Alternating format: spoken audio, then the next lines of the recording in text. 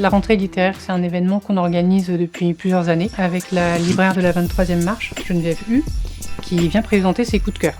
C'est une sélection de 9 à 15 livres de ses romans préférés de la rentrée.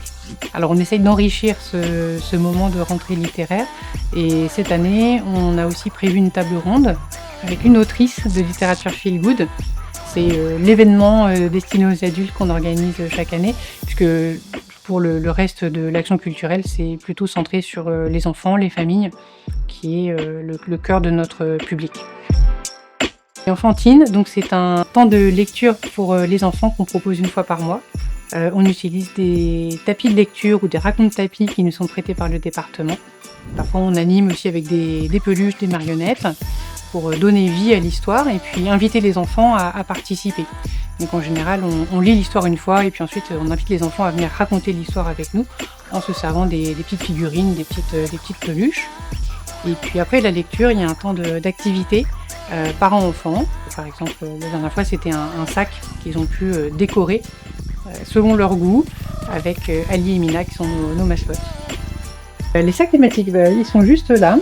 Donc ce sont des sacs tout prêts avec 8 livres dedans sur une thématique bien précise. Donc là c'est sans ma couche pour accompagner les petits à la propreté. Et puis il y a aussi les émotions et la peur qui est juste derrière. Donc ça compte comme un emprunt. Les parents prennent le sac comme si c'était un seul livre. Ça marche bien.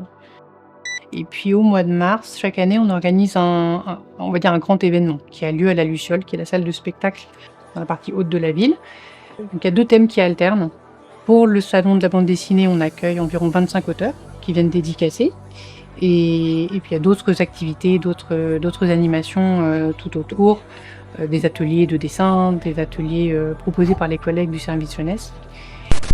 Pour le festival du jeu, donc c'était la première en 2024 et vraiment ça a été un grand succès. On a pu proposer des jeux de tout type pour tous les âges.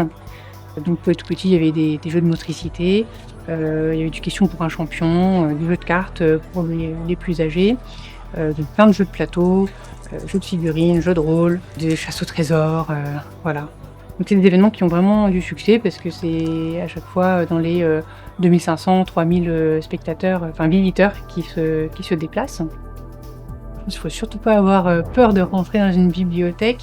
On trouve parfois ce qu'on ne cherchait pas. Parce que derrière un écran, on peut être à la recherche de quelque chose de très précis parce que ça répond à un besoin.